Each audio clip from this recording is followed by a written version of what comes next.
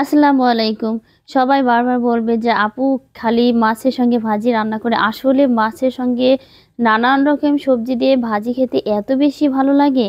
এর জন্য আবারও আপনাদের সঙ্গে শেয়ার করলাম আমার সেই বাটা মাছের ভাজি। আর বাটা মাছটা কিন্তু আমার খুবই বেশি পছন্দ। এখানে আমি কিন্তু নানান রকমের সবজি কেটে ধুয়ে পরিষ্কার করে নিয়েছি। তার সঙ্গে নিয়েছি পেঁয়াজ কুচি, কাঁচামরিচ, হলুদ আর নিব কিন্তু স্বাদমতো লবণ।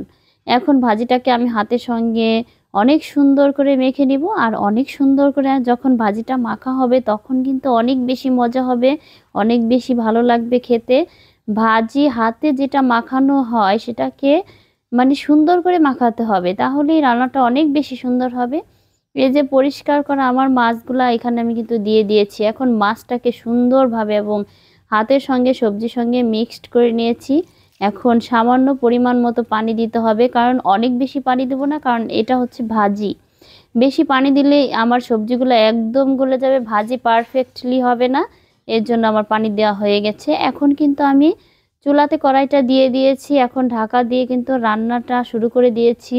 এই যে রান্না আমার চলতেছে। আর এই যে আমার কাকি ছিল, সে কিন্তু মানে শীতের সকাল, তাই সে হাতটাকে বারবার আগুনের কাছে দিয়ে ছেঁকছিল, কারণ ঠান্ডা ছিল। আর আমি কিন্তু এই যে পুঁই শাকের পাতাগুলা ভাজির ভিতরে দিয়ে দিলাম। এখন নিচের দিকে দিয়ে দিতেছি, একটু নিচের দিকে, কারণ পানিটা শুকিয়ে গেছে। আর নিচের দিকে দিয়ে কিন্তু আমি ঢাকনা দিয়ে দিয়েছি। 5 মিনিটের মতো রান্না করে নেব।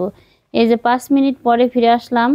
এই যে আমার কিন্তু সেই পুঁই শাকের পাতাগুলো একদম নিচের দিকে গলে গেছে।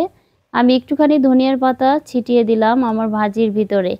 রান্না কিন্তু আমার শেষ হয়ে গেছে। আর এই ভাজিটা আসলে খেতে এত মজা, তা বলার বাইরে। কারণ আমি রান্না করে খেয়েছি, তারপরে আপনাদের রিভিউ দিতেছি।